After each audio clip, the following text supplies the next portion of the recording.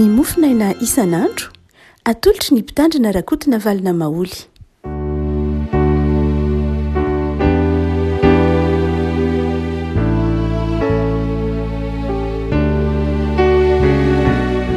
manona ny fiadanan'i Jesosy amintsika rehefa malala ity alakamisy fa 30 ny volana May ity. Ny mofinaina voalahatra antsika dia ny Korinthiana faharoa toko 2:20, Korinthiana faharoa toko 2:20 andiny fa 2:20 ka hatramin'ny fa 4:20, Korinthiana faharoa toko 2:20 andiny fa 2:20 ka hatramin'ny fa 4:20 vakina amin'anan'i Jesosy.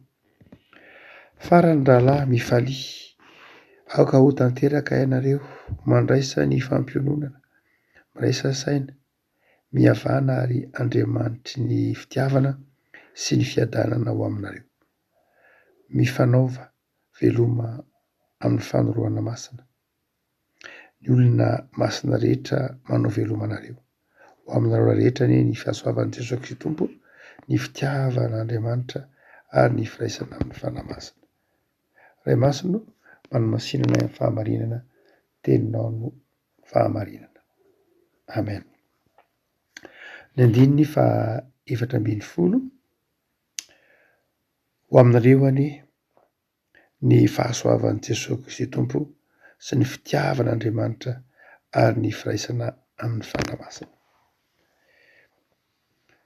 Fiarabana apôstôlika sady tsodrano apôstôlika izany teny hoentina mampahery anao izany, tsy vaovao amintsika hitantsika miverimberina na any amin'ny taratasy ho an'ny Rômanina na any amin'ny taratasy ho an'ny Galatiana dia samy ahitantsika teny mitovitovy amin'izany arak'izany. Ny fahasoavan'i Jesosy Kristy Tompo sy ny fitiavan'Andriamanitra ary ny firaisana amin'ny fanamasina.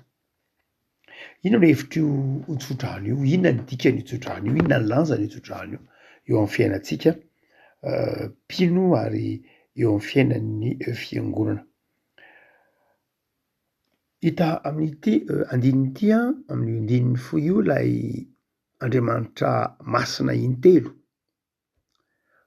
masina intelo, mpamindra fo intelo, famindram-po intelo, Jesosy Kristy Tompo, Andriamanitra ray ary ny fanamasina. Asehony aty andininy ity zany lay mahatokana nefa telo ilay Andriamanitra ino tsika, ilay Andriamanitra Trinité asehony ity andininy eto am-pelatanantsika ity. Fahasoavan'i Jesosy Kristy Tompo, ny fitiavan'Andriamanitra ray ary ny firaisana amin'ny fanamasina. Atomboky Paoly amin'ny fahasoavan'i Jesosy lay tsodrano. Tsy hoe diso akory raha manomboka amin'ny fitiavan'Andriamanitra ray, fa misy heviny raha ohatra ka any amin'ny Jesosy no anombohan'i Paoly ny fanonana ilay Trinité eto. Mahazarantsika mantsy dia hoe ray zanaka fanahy. Fa eto dia ao amin'ny fahasoavan'i Jesosy no hanonan'i Paoly azy. Zany hoe tsy hoe latsa-danja Andriamanitra ray na manatoerana manokana Jesosy na latsa-danja Jesosy, fa eto Paoly dia mitsodrano ny olona, mitsodrano ny fiangonana.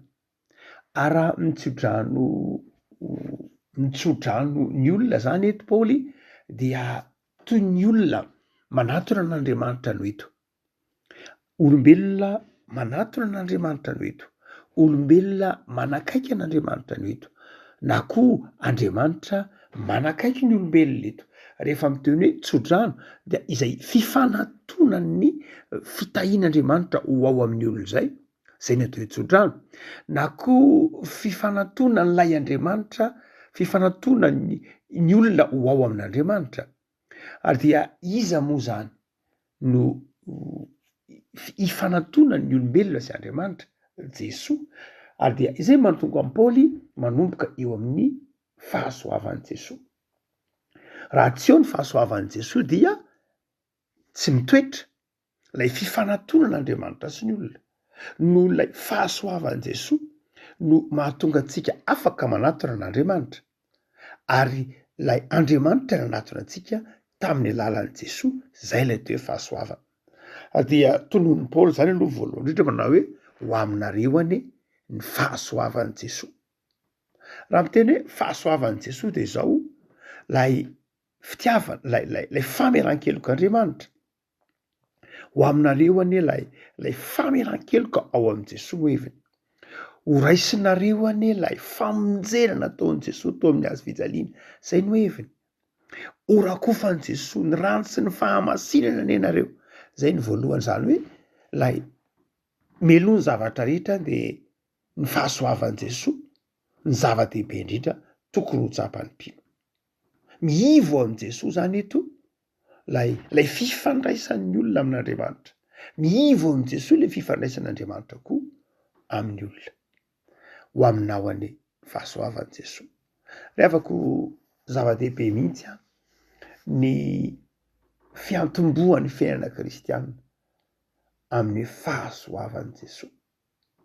Paoly ara rehefa miteny eo amin'ny Korintana voalohany tonga de 10 de manao hoe fa ny fahasoavan'Andriamanitra.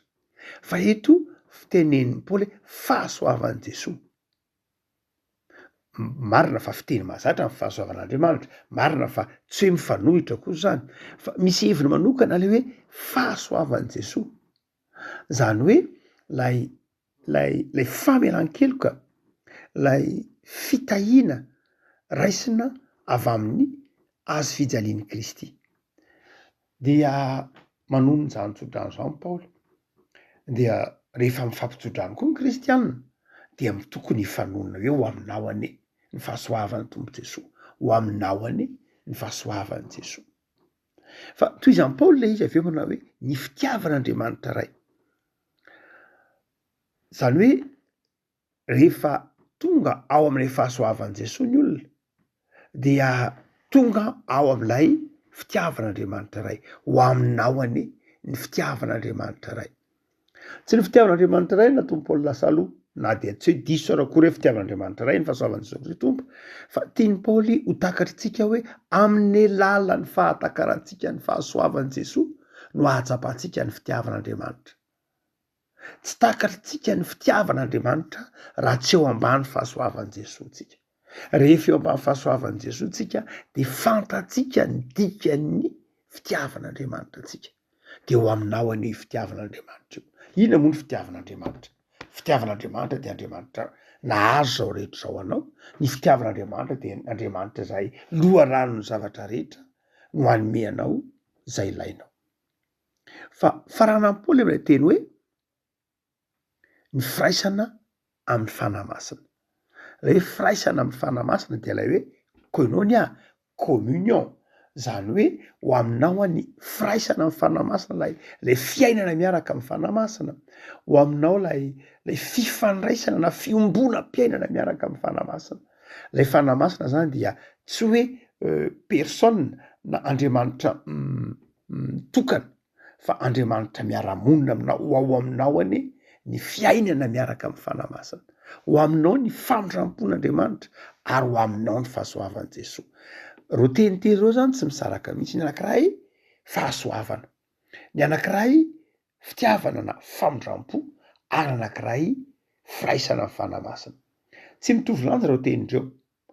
Paoly zany tsy niteny hoe ho aminao ane ny firaisanao amin'i Jesosy na ho aminao ane ny famindrampo sy ny fitiavan'ny fanahy masina, fa ho aminao ane ny fahasoavan'i Jesosy, zany hoe lay fanamarinana maimaipoana, lay sola gratiao Martin Luther, zany hoe lay ny fahasoavana ihany, lay fanamarinana, lay famelan-keloka maimaipoana. Rehefa nomena famelan-keloka maimaipoana de ho aminao am'izay lay famindrampon'Andriamanitra, lay fitiavan'Andriamanitra, lasa tonga amarin'Andriamanitra, lasa tonga marina eo anatren'Andriamanitra, tonga eo ambany famindrampon'Andriamanitra. Tsy fahavalon'Andriamanitra sanatria tsy tafasaraka amin'Andriamanitra, fa olona eo ambany famindrampon'Andriamanitra no le fahasoavan'i Jesosy.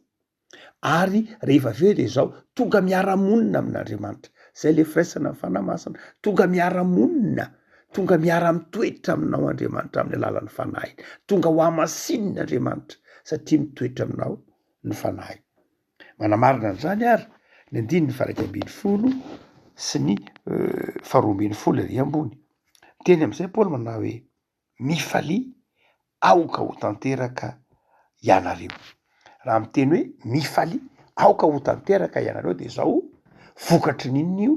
Vokatry lay fahasoavan'ny tompo, vokatry lay fitiavan'Andriamanitra, vokatry ny firaisana fanahy masina. Rehefa mitsodrano an'io zany ny fiangonana, ka manatrika zany tsodrano zany ianao dia nateraka zany de reo andiny ny faraika ambiny folo sy ny faharoa ambiny folo ery ambony. Ino nateraka io tsodrano io? Fifaliana. Rehefa mandray an'io tsodrano io amin'ny finoana ianao ka manonona n'io tsodrano io de zao ny dikany zany de zao mandehana amin'ny fifaliana. Mifalia zay ny dikan'io. Mifalia zay mandray an'io tsodrano io amin'ny finoana, zay mino ny fahatanterahana io tsodrano io amin'ny finoana de zao mandray fifaliana izy. Ary faharoa de zao koa ny dikany, mandray fahatanterahana izy, ho tanteraka ianareo, ho tanteraka ianareo. Mazava be ny dikany teny ho tanteraka ianareo. Milaza hoe marina ianareo, marina eo anatrehan'Andriamanitra no hamarinina ianareo, tsy misy tsiny ianareo. Ny dikan'izany rehefa mandray ity tsodrano ity amin'ny finoana anao dia mandray ny fanamarinan'Andriamanitra anao, mandray ny fampihavanana Jesosy anao ao amin'Andriamanitra. Toy izany de olona zay mitoetra tsara, mijoro tsara amin'ny tongony, tsy manana ia satria olona vita fihavanana amin'Andriamanitra. De nandino ny faraika ambiny folo ihany manazava, mandraisa ny fampiononana. Rehefa mino ity tsodrano ity koa ianao ka mandray ity tsodrano ity de zao ny dikan'izany de zao koa mandray ny fampiononana. Raha miteny hoe fampiononana sika de milaza hoe fampaherezana, milaza hoe fahatanjahan-tsaina, milaza hoe fandresena ankiviana. Ity tsodrano ity zany de tononona koa ho an'ny olona zay mety ao anatin'ny fahoriana, mety ao anatin'ny tebiteby, mety ao anatin'ny ahiahy ka ampaherezina. Noho zany rehefa mandray ity tsodrano ity ianao de mino fa izao tononona aminao ny fampiononana. Raha miteny zany manao hoe ho aminao any fahasoavan'i Jesosy, ho aminao ny fitiavan'Andriamanitra ray, ny firaisana amin'ny fanamasana, de zao ho aminao ane zany fampaherezana sy fampiononana zany, raiso zany fampiononana zany. De mitoy ihany Paoly izy manao hoe miraisa saina. Zay lay hoe firaisana amin'ny fanamasana. Ny firaisana amin'ny fanamasana de manjary ny fampiraisana amin'ny fanamasana lay koinonia de manjary firaisan-tsaina. Ny olona anonona ity tsodrano ity koa de zao, na ny fiangonana anonona ity tsodrano ity koa de zao tao amina mba hanana firaisan-tsaina, tao amina mba hanana fiombonana sy fifankatiavana. Ny olona manana firaisana amin'ny fanamasina de zao manjary manana fifandraisana mazava, fifandraisana tony amin'ny mpiarabelona aminy, manana fifandraisana milamina koa aza amin'ny zavaboary. Dia hoy izy manao hoe mihavana. Zay le resahantsika manao hoe ny firaisana amin'ny fanamasina de manjary mahatonga fihavanana, mahatonga filaminan'ny fifandraisan'ny olona amin'ny mpiarabelona aminy. Ho aminao any, ho aminareo any, fahasoavan'i Jesosy Kristy Tompo, ny fitiavan'Andriamanitra ary ny firaisana amin'ny fanamasina. Reo tezateza reo zany no hevitra ity tsodrano ity. Fanonana ho an'ny mpino ny fifaliana sy ny fiadanana, zay mihoatra noho ny fahalalana, mihoatra noho ny fiezahana, ary fanonana ho an'ny mpino ny fitiavan'Andriamanitra mba hahatonga mpino ho afaka andeha eo ambany fahasoavan'Andriamanitra mandrakariva, fahasoavan'ny Jesosy mandrakariva, ary fanonana ny fifankatiavana eo amin'ny fiangonana sy ny mpino. Afaka malala enganenao rehefa manatrika fotoam-pivavahana ka mandray zany tsodrano zany de tsy amin'ny fahazarana, tsy amin'ny fahazarana fa tsodrano zava-dehibe zany. Tsodrano zava-dehibe amin'ny lafiny hoe satria tsodrano anehoan'Andriamanitra fa vita fihavanana aminy ianao, tsy tezitra aminao tsony izy, vonona ny tantananao izy. Tsodrano koa nefa maniraka anao hiavana amin'ny namanao. Tsodrano maneho koa ny fanirian'Andriamanitra, ny halavorarian'ny fifandraisanao amin'ny mpiarabelona aminao. Zany hoe ity tsodrano ity zany de milaza zavatra raisina avy amin'Andriamanitra, fitahiana sy fifaliana raisina avy amin'Andriamanitra, nefa koa tsodrano maniraka anao hisokatra amin'ny mpiarabelona aminao, satria firaisana amin'ny fanamasina de midika mission. Rehefa miteny hoe nandray ny fanamasina ianao, miray aina amin'ny fanamasina ianao de zao mission ny dikan'izany. Zany hoe mandeha koa ianao mitondra fifaliana ho an'ny hafa, mandeha mizara fifaliana ho an'ny hafa. Afaka malala enganeo ho hamarin'ny Tompo aminao ny hoe ho aminareo rehetra ny fahasoavan'i Jesosy Kristy Tompo, ny fitiavan'Andriamanitra ary ny firaisana amin'ny fanamasina. Ivavakasika tompo amin'soranao zay amin'izany tsodrano zay omenao anay izany iainana isan'andro. Andriamanitra mahatoky ianao, Andriamanitra manamarina anay, Andriamanitra manamasina anay, Andriamanitra miara-monina aminay, Andriamanitra manamarina anay ianao noho ny amin'ny fahasoavan'i Jesosy, Andriamanitra manamasina anay ianao noho ny amin'ny fitiavanao, ary Andriamanitra miara-monina aminay ianao noho ny fanahinao masina. Tompo, ataovy mitoetra mandrakariva amin'izany fanirinao sy fikasanao zany zay. Ataovy tianao mihoatra ny zavatra rehetra. Ary raha mihaino zany tsodrano zany zay dia ho takatray fa fitiavana ianao, famindrampo ianao, ary tian'olotra anay ambany fifalianao mandrakariva. Misaotra Tompo anao ny amin'ny andavanandronay, misaotra anao ny amin'izay rehetra nomenao anay, dia mivavaka izay Tompo ho an'ny tanindrazanay vita ny fifidianana, vavakizay ho an'ny tanindrazanay, vavakizay noho ny amin'izay rehetra ataonao anay. Ampahirezo ny isan-tokantrano, ampahirezo ny isam-batan'olona, ampahirezo ny isam-pianakaviana, jereo ny fiangonanao mitory ny filazantsara, ataovy marina sy masina eo anatrehanao, dia jereo Tompo ny fikasana tsara ty anatinay tsirairay avy.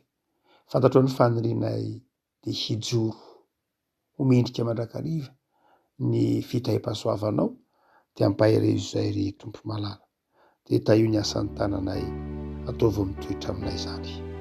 Manjaka Tomponay ho feno fiadana sy fifaliana ny isan'andronay.